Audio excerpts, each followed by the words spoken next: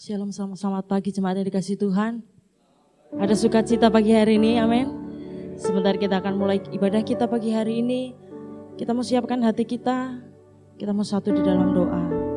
Terima kasih Bapa, terima kasih Yesus, buat pagi yang indah, buat penyertaan-Mu yang begitu sempurna Tuhan.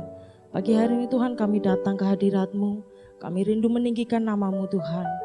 Terima kasih Bapa, terima kasih Yesus. Biarlah Engkau Allah yang disenangkan atas setiap pujian dan penyembahan kami. Terima kasih Bapak, terima kasih. Hanya di dalam nama Tuhan Yesus kami mulai ibadah kami pagi hari ini. Haleluya, amin. Kita mau sama-sama naikkan pujian kita.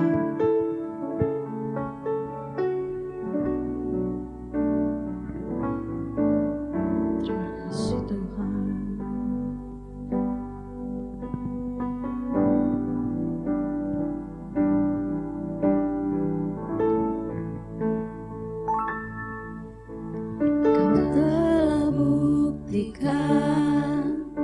Cintamu padaku, Kau membayarku dengan hidupku.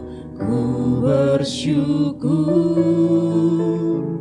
yang ada padaku, semuanya milik-Mu. Ku persembahkan seluruh hidupku di mezbah-Mu. Hanya Kau yang menjadi tempat jawaban. Hanya Kau tempatku berharap. Berjalan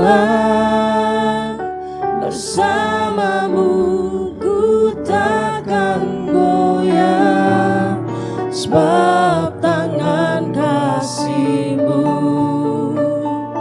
tersedia bagiku. Selamanya Kau ku cinta.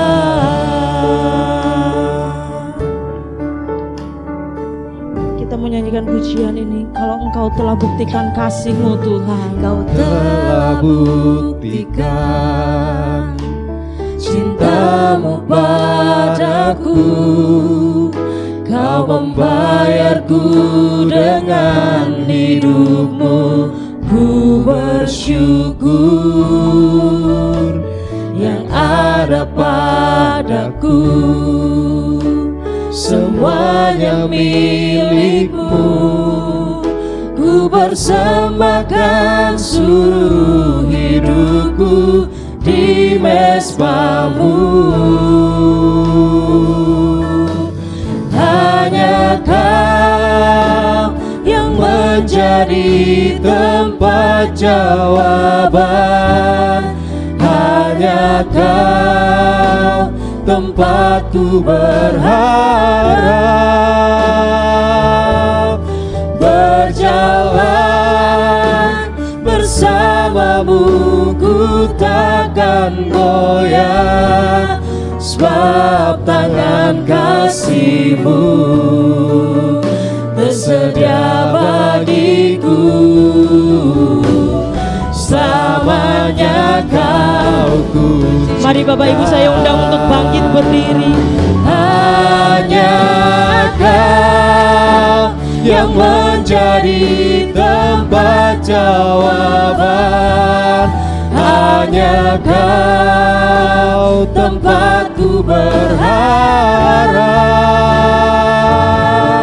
Berjalan bersama-Mu ku takkan goyah, sebab tangan kasih-Mu tersedia bagiku. Selamanya Kau ku cinta, sebab tangan kasih-Mu tersedia bagiku. Selamanya Kau ku cinta, sebab tangan kasih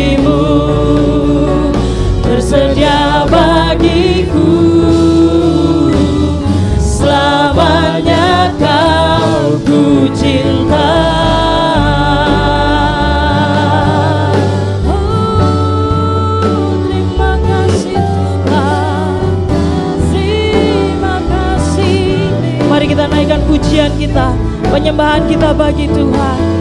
Oh Yesus, dan hanya Kau Tuhan, hanya Kau di hidup kami, hanya Kau jawaban hidup kami.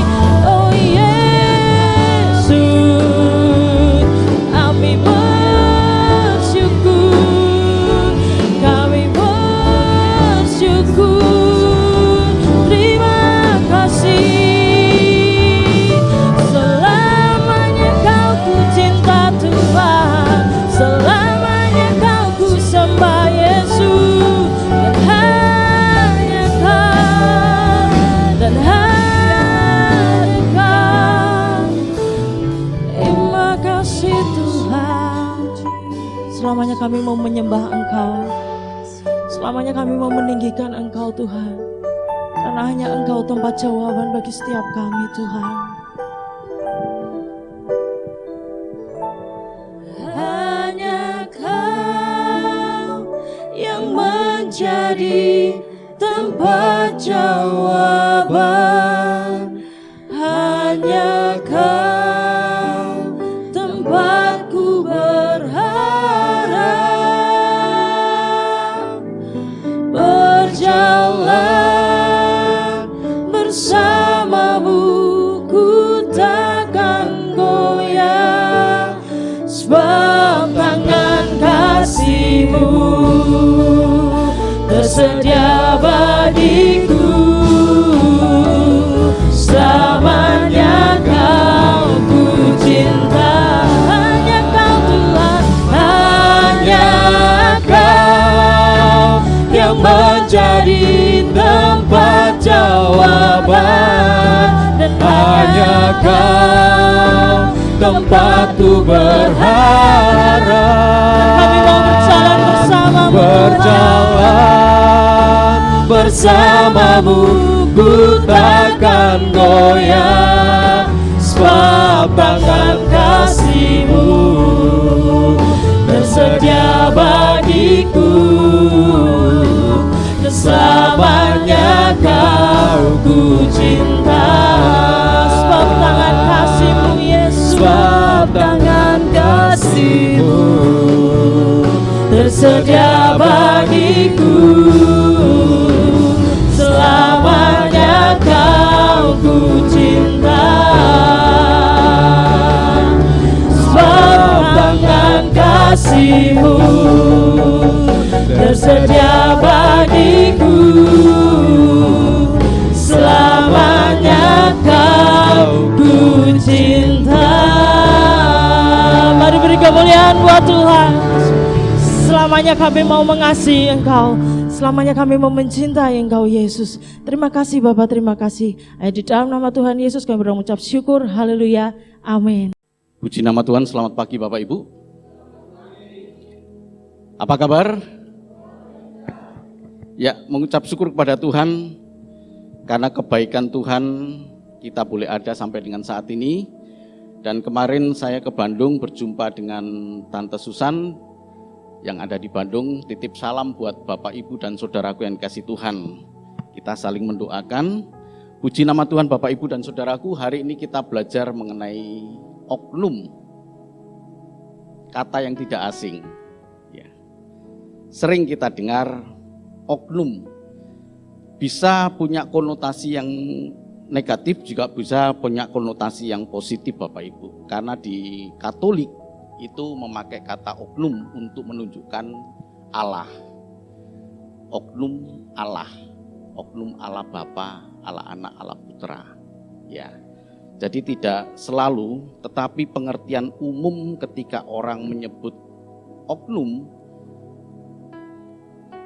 maka oknum ini adalah orang atau anasir yang punya arti secara umum kurang baik, Tetapi ada hal-hal tertentu seperti yang tadi saya katakan, di Katolik itu tidak asing dengan kata oknum untuk menunjukkan kepada pribadi Allah. Apa itu anasir? Oknum atau anasir ini adalah orang tersebut adalah bagian atau unsur dari keseluruhan atau anggota dari sebuah lembaga atau anggota dari organisasi, institusi, atau juga pada bagian yang terkecil adalah dari keluarga. Jadi itu oknum. Kita sepakati terlebih dulu, pagi hari ini kita berbicara mengenai hal yang kurang baik. Ya, bukan dari sisi yang positif, tapi hal yang kurang baik, oknum. Jadi kalau kita melihat karena oknum ini sudah kata yang umum yang sudah kita dengar, maka oknum ini anasir yang tidak peduli kepada nama baik sebuah organisasi.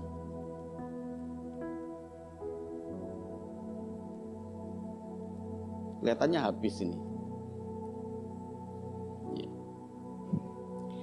Jadi Bapak, Ibu, dan Saudaraku, oknum ini adalah orang yang tidak peduli kepada sebuah organisasi, sebuah institusi. Dia lebih cenderung mementingkan diri sendiri.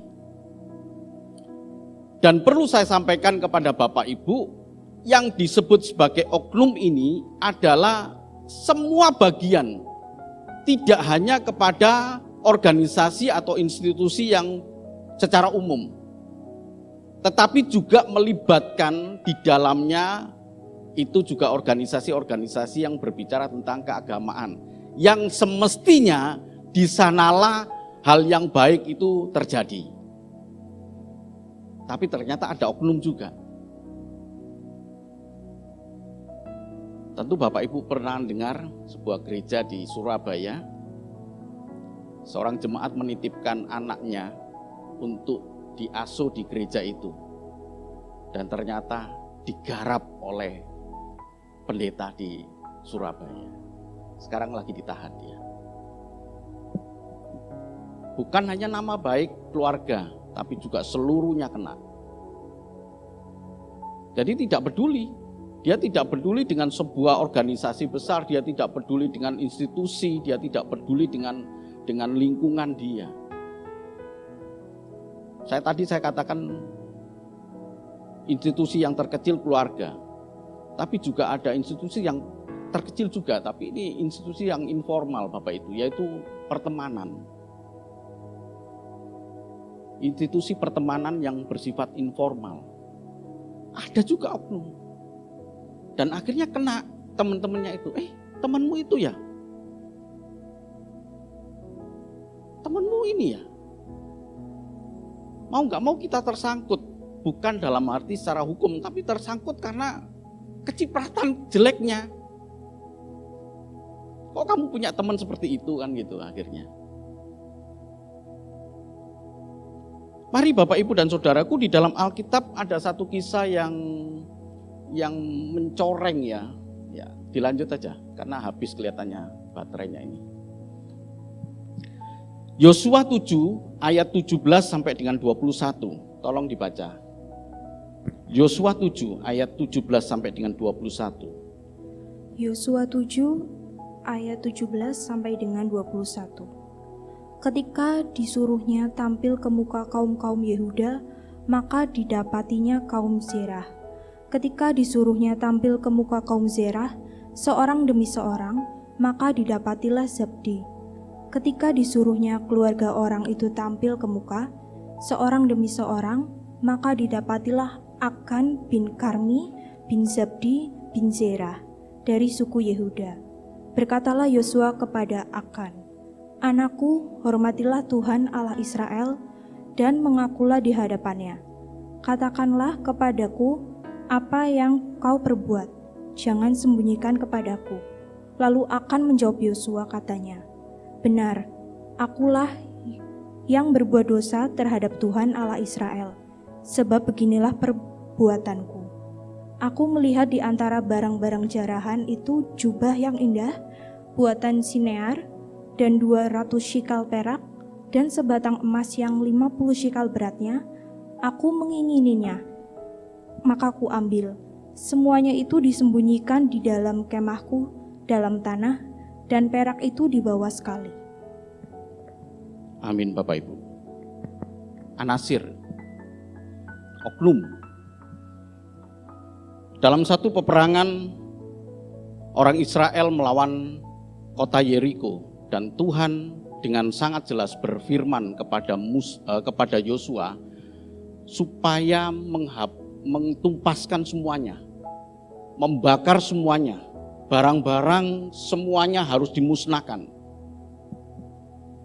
Tapi kita melihat Bapak Ibu dan Saudaraku, seseorang kemudian menyembunyikan barang-barang itu karena ada keinginan. Biasanya keinginan ini dimulai dari sejak awal. Sebuah keinginan dari sejak awal. Aku pengen ini, ya. Aku pengen kain. Kalau kita lihat di sini, aku melihat di antaranya barang-barang jaran itu jubah yang indah, buatan Sinear. Kemungkinan keluarga ini sejak awal memang pengen baju yang bagus, ya. Dan kesempatan itu muncul ketika orang Israel bertempur melawan kota Yeriko dan menang. Dia melupakan hukum Tuhan. Dia melupakan perintah Tuhan. Sehingga kemudian disembunyikan barang-barang ini. Jubah yang indah, 200 sikal perak, sebatang emas yang 50 sikal beratnya. Aku menginginnya, aku ingin. Kalau orang sudah ingin, kita bukan berarti tidak boleh punya keinginan Bapak Ibu. Tapi keinginan yang seperti ini, keinginan yang kemudian menghalalkan semua cara. Kita boleh ingin, tapi kita mendapatkannya dengan cara yang baik. Kita mendapatkannya dengan cara yang benar Bapak Ibu. Dengan rasa takut akan Tuhan. Bukan kemudian menghalalkan semua cara. Pasti kejatuhan itu sudah dekat di situ. Tinggal menunggu waktu Bapak Ibu. Tinggal menunggu waktu. Kita lihat di sini, pengakuan dari Achan ini, aku melihatnya di antara barang-barang jaran itu jubah yang indah buatan Sinear dan kemudian 200 sikal perak, sebatang emas 50 sikal beratnya, aku menginginnya. Bapak Ibu dan Saudaraku yang kasih Tuhan, tidak dijelaskan bagaimana proses terjadinya penetapan bahwa Achan bin Karmi, ya, bin Karmi, bin Sabdi, bin Sera dari suku Yehuda. Tidak dijelaskan bagaimana proses untuk mendapatkan sampai kepada Achan bin Karmi ini. Maksudnya bagaimana kok bisa tahu bahwa keluarga ini gitu. Dari suku Yehuda dikumpulkan, semua orang Yehuda kemudian dikumpulkan. Tapi saya yakin dan percaya Bapak Ibu, ya, sebuah tafsir berkata bahwa Tuhan berbicara kepada Yosua. Allah yang Maha Tahu itu tidak serta-merta menunjuk gini. Yosua, Achan bin Karmi, dia yang ambil.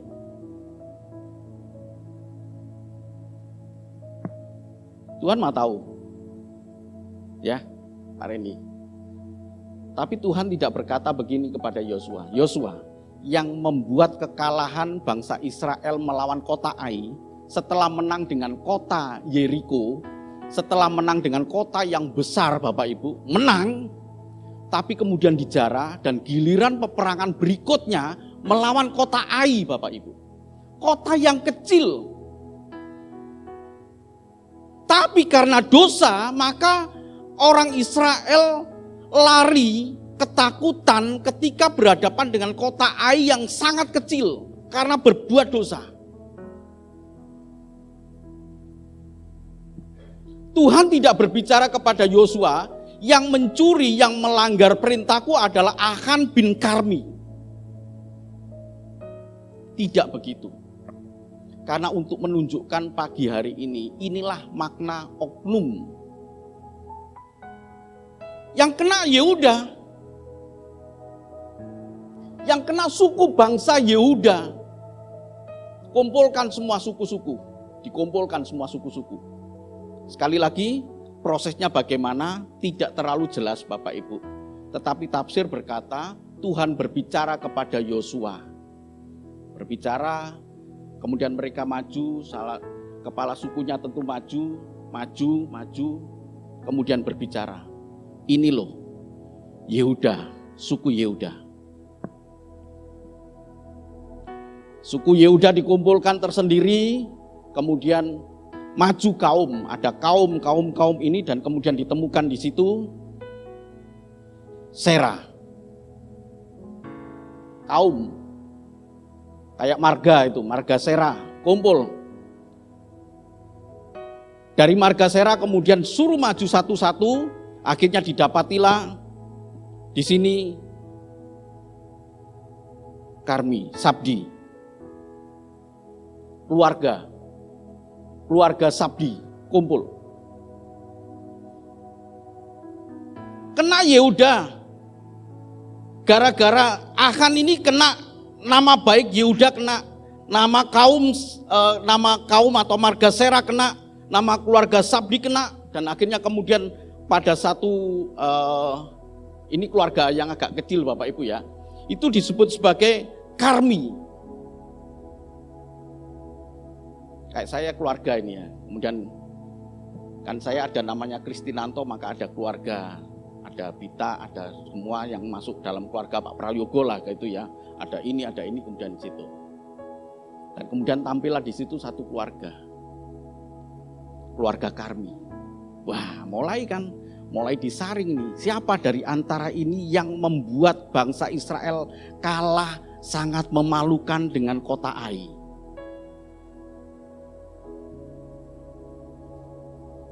Kemudian Yosua berkata, kita perhatikan baik-baik ayat 19.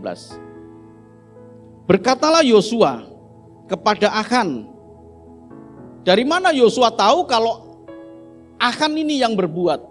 Sekali lagi tidak terlalu jelas bagaimana prosesnya, tetapi tafsir berkata Tuhan yang berbicara kepada Yosua. Achan, inilah penyebab dari segala kekalahan bangsa Israel. Saya waktu membaca ini, Yosua penuh dengan kasih tetapi penuh dengan kekecewaan Bapak Ibu. Anakku. Kalau sudah begini kan rasa emosional sebagai seorang pemimpin, karena mungkin Yosua itu sangat mencintai ya, semua dicintai. Tapi begitu mengena kepada Achan, dia sebut anakku. Hormatilah Tuhan Allahmu dan mengakulah di hadapannya, katakanlah kepadaku apa yang kau perbuat, jangan sembunyikan kepadaku, anakku. Tertunduk. Lalu Achan menjawab kepada Yosua, benar, akulah yang berbuat dosa terhadap Tuhan Allah Israel, sebab beginilah perbuatanku. Kemudian diceritakan. Ini kegagalan Bapak Ibu. Kegagalan di dalam menjaga sebuah keinginan sampai akhirnya dia menjadi seorang anasir yang merusak sebuah kumpulan besar. Setiap kita punya tanggung jawab pribadi Bapak Ibu. Baik untuk menjaga nama baik gereja, baik untuk menjaga nama baik kaum. Mungkin ada di antara Bapak Ibu ya, keluarga besar tempat ini. Baik untuk menjaga nama keluarga kecil maupun pribadi. Ini tanggung jawab yang tidak main-main Bapak Ibu. Dan anasir atau oknum ini terjadi dimanapun. Di dunia pendidikan yang semestinya mendidik orang untuk menjadi baik, pinter, tapi ternyata di sana ada oknum.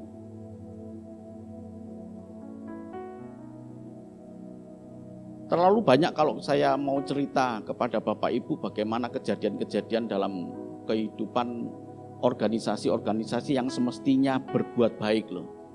Di gereja, di dunia pendidikan,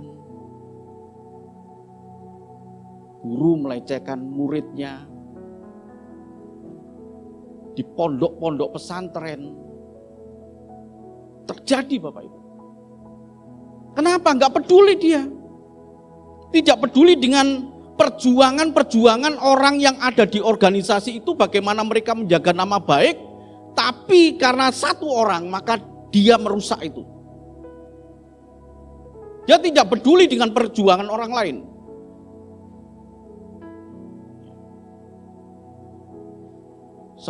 Sama seperti Akan ini, dia tidak peduli dengan Yehuda, padahal di Yehuda itu banyak orang-orang yang takut akan Tuhan. Dia tidak peduli dengan perjuangan orang-orang itu. Dia abaikan orang-orang itu. Dia tidak peduli dengan kaum yang bernama Serah. Dia tidak peduli dengan keluarga besar yang bernama Sabdi. Dia tidak peduli dengan keluarga yang bernama Karmi, orang tuanya. Dia tidak peduli hal itu. Yang dia pedulikan adalah mewujudkan keinginan ketika melihat sesuatu hal dengan cara yang tidak baik, Bapak Ibu. Lalu apa yang terjadi? Lalu Yosua menyuruh orang segera pergi ke kemah itu, dan sesungguhnya semua itu disembunyikan di dalam kemah Akan, ayat 22. Semuanya ada di sana. Dan akhirnya kemudian Akan diseret dan kemudian dilempari batu sampai dengan mati.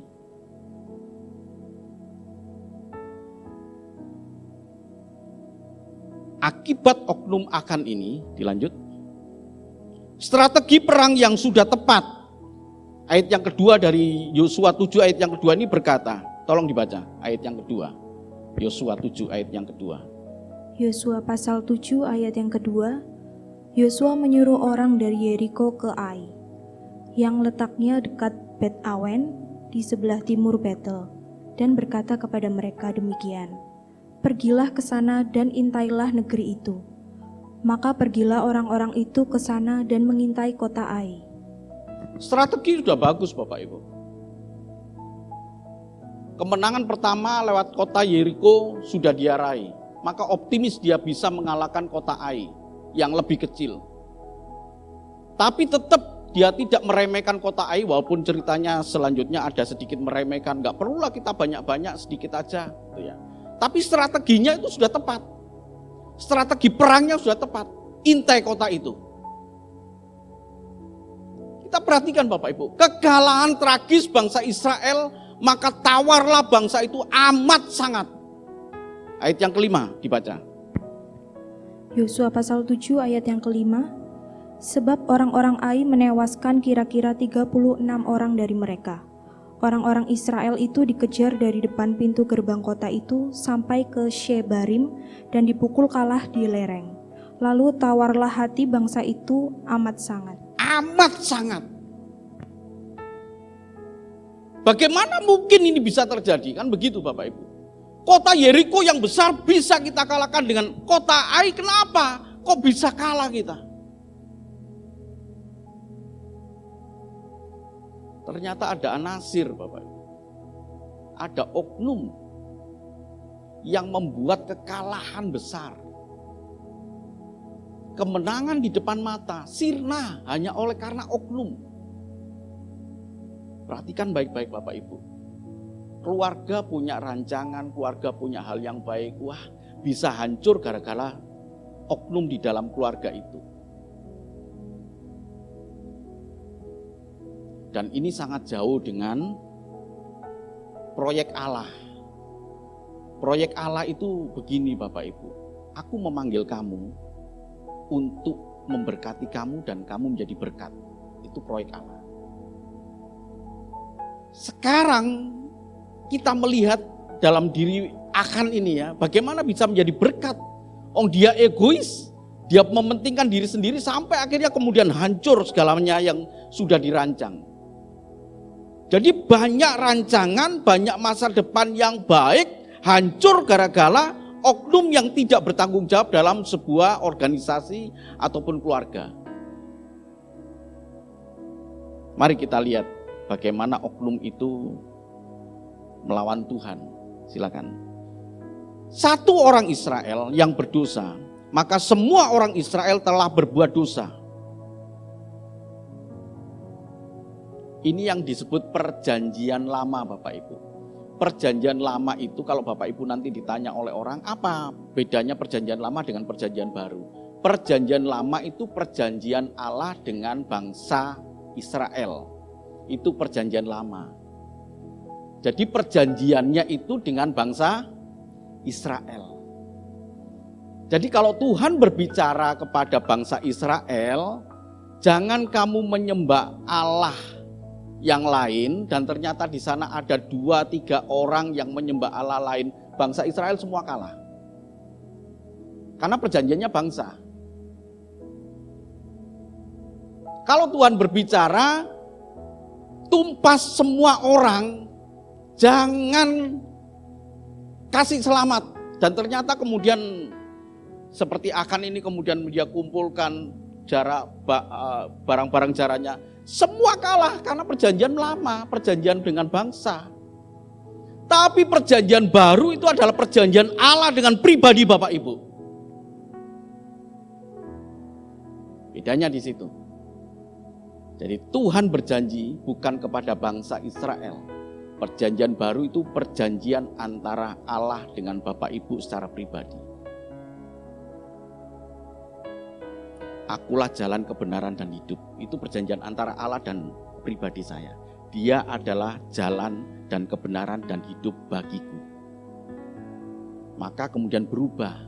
Jadi kalau ada satu orang yang berdosa, maka orang itulah yang menanggung akibatnya. Tapi karena kita hidup sosial, jadi Bapak Ibu hidup sosial, tidak serta-merta kemudian kita tidak diberkati Tuhan gara-gara satu orang ada di sini yang oknum, kemudian kita tidak diberkati. Enggak Bapak Ibu, enggak. Berkat Tuhan akan berlaku secara pribadi. Hanya saja dampaknya kena kepada kita hanya sekedar, dari gereja mana? Dari GBT Kristus Anugerah. Aduh, kita kena. Pendetanya siapa? Pendetanya kena. Oh, temennya Pak Darwanto ya? Pak Darwanto kena. Oh, temennya Pak Beng ya? Pak Beng yang kena. Oknum. Tapi soal berkat beda. Kalau bangsa Israel kena semua, mereka kalah.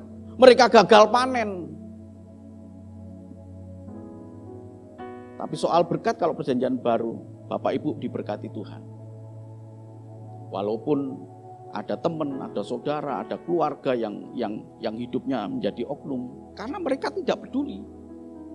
Ya, tapi tetap berkat itu terjadi. Jadi oknum ini tidak peduli dengan Tuhan yang Maha Tahu.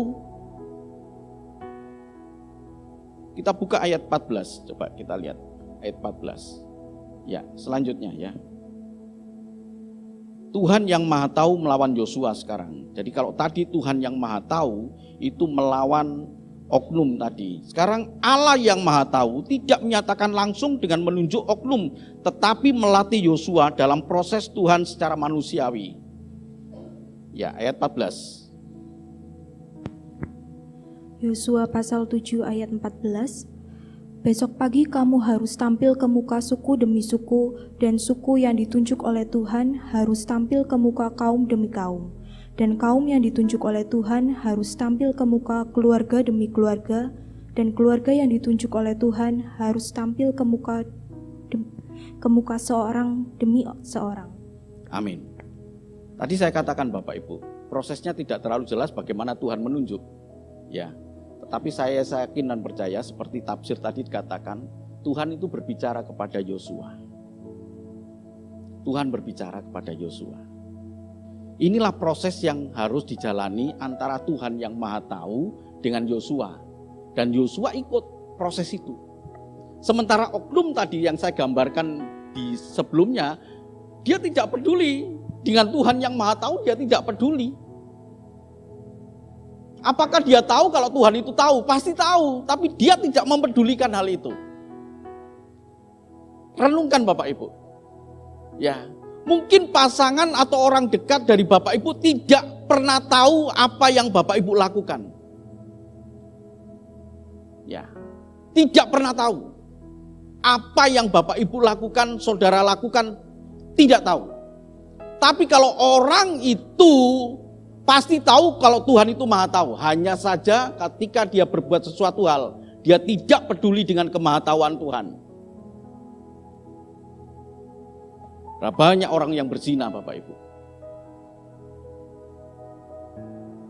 Berapa banyak orang yang jatuh di dalam dosa. Berapa banyak orang yang korupsi. Berapa banyak orang yang mencuri. Ya, saya tidak berbicara orang lain, tapi berapa banyak orang Kristen yang melakukan hal itu. Pasangan nggak tahu, pendeta nggak tahu, tapi dia yakin tahu, Tuhan tahu, tapi dia tidak peduli dengan kemahatauan Tuhan. Pagi hari ini Bapak Ibu, lewat proses yang Tuhan kasih kepada Yosua menjadi pelajaran kita. Tuhan tahu apa yang kita lakukan. Amin Bapak Ibu. Karena Tuhan tahu, maka kita punya rasa takut akan Tuhan yang luar biasa. Karena Tuhan tahu. Saat kita melakukan dosa di tempat gelap sekalipun, mata Tuhan ada di sana.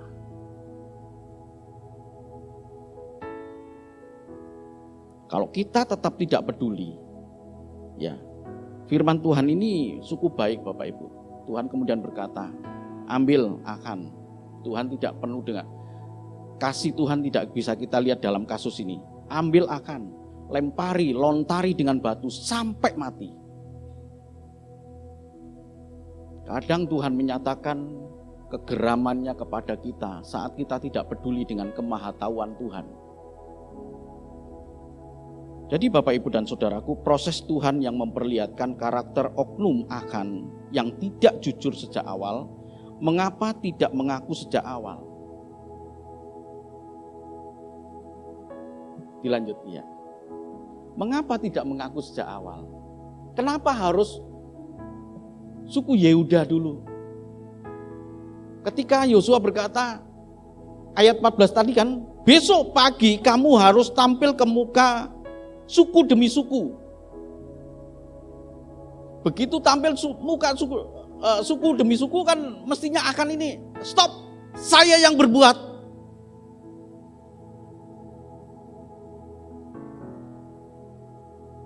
Kenapa harus demikian? Kan dia kan punya pengharapan gini Bapak Ibu. Mudah-mudahan gak aku ini. Begitu suku Yehuda tampil, dia udah deg-deg, aduh. Kemudian tampil lagi keluarga apa tadi Bapak Ibu saya? Serah, tampil Serah kan? Kan semestinya dia langsung, sudah cukup, aku yang bersalah. Selesai, nggak perlu proses kemudian detail, tapi dia punya orang yang sudah tidak peduli itu, orang yang sudah hidup dalam dosa nggak peduli lagi Bapak Ibu. Nggak bakalan tahu deh. Kan sampai akhirnya kan kena kan. Sampai kepada yang terkecil. Coba ini kan gini, suku demi suku, kaum demi kaum, keluarga demi kaum, dan sampai dengan seorang demi seorang, terus dilanjutkan. Yang kemudian prosesnya itu. Ya.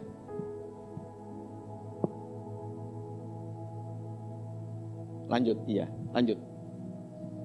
Ini yang saya maksud Bapak Ibu. Mengapa dia tidak mengaku sejak awal? Sampai akhirnya kemudian Yosua berkata, anakku, mengapa engkau lakukan itu? Kan semestinya pada waktu dia tampil suku kan kemudian dia tampil aja, gentle, orang salah kok. Sehingga kan nama keluarga tidak kena, nama kaum tidak kena lagi. Tapi itulah Bapak Ibu. Ketika dosa menguasai, maka gelaplah hatinya, gelaplah pikirannya, gelaplah jiwanya. Ya. Pelajaran baik buat kita semua Bapak Ibu. Mari Bapak Ibu dan Saudaraku, saya undang kita bangkit berdiri, kita akan baca bersama-sama sebuah pesan terakhir supaya meneguhkan kita. Kita bukan oknum, kita bukan anasir, tapi inilah pesan Tuhan. Mari kita baca bersama-sama Matius 5 ayat yang ke-13. Kita baca bersama-sama Bapak Ibu. Matius 5 ayat yang ke-13. 1, 2, 3. Kamu adalah garam dunia. Jika garam itu menjadi tawar, dengan apakah ia diasinkan? Tidak ada lagi gunanya selain dibuang dan diinjak orang. Amin.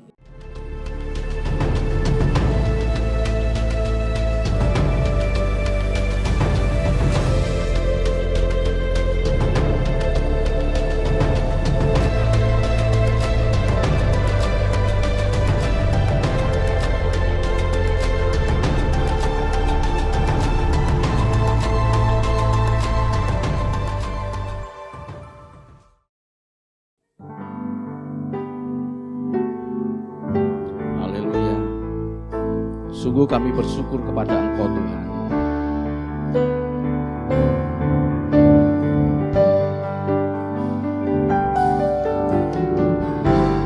Kami memuji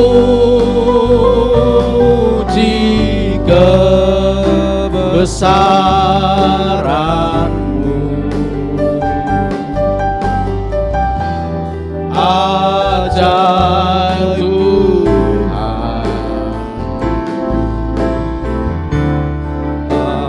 ajaib Tuhan, kami memuji kebesaran-Mu.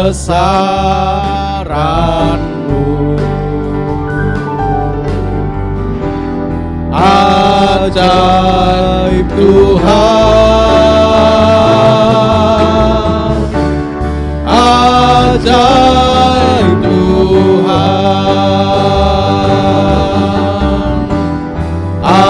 ajaib Tuhan,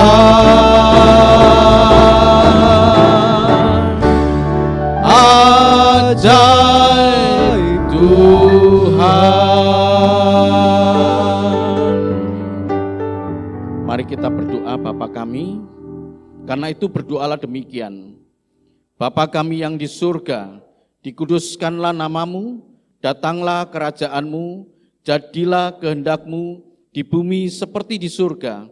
Berikanlah kami pada hari ini makanan kami yang secukupnya, dan ampunilah kami akan kesalahan kami, seperti kami juga mengampuni orang yang bersalah kepada kami. Dan janganlah membawa kami ke dalam pencobaan, tetapi lepaskanlah kami daripada yang jahat, karena Engkaulah yang mempunyai kerajaan dan kuasa dan kemuliaan sampai selama-lamanya. Amin. Terima kasih Tuhan. Saya undang para majelis untuk maju ke depan, berdoa untuk anak-anak sekolah minggu. Tuhan,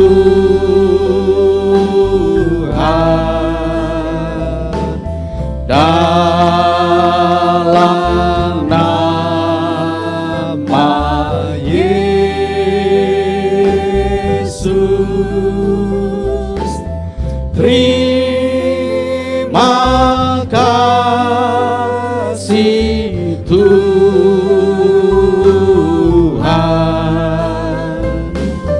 Haleluya.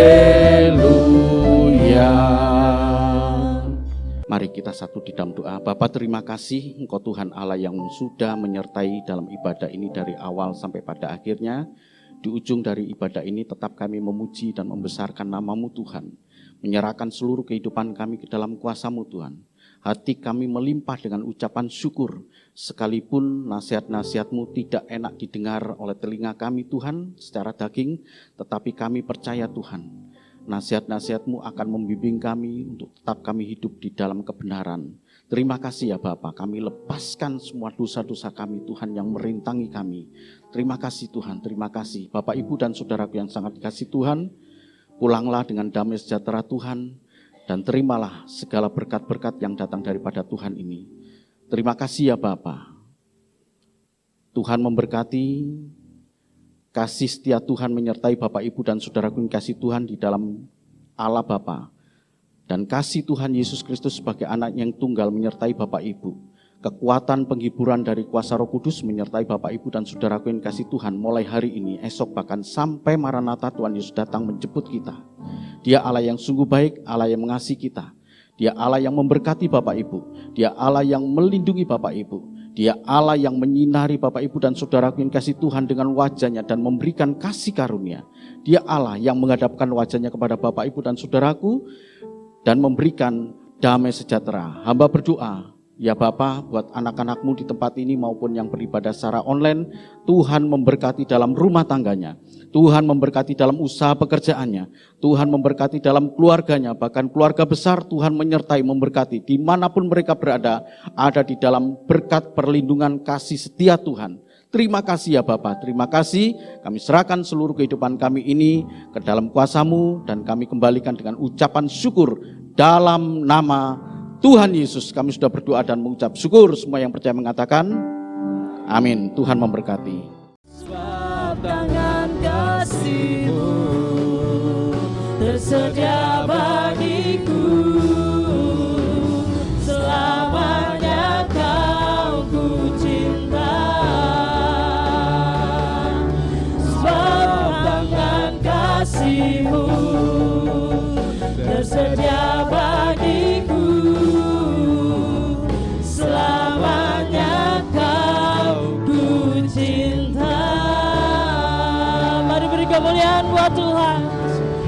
Selamanya kami mau mengasihi Engkau. Selamanya kami mau mencintai Engkau Yesus.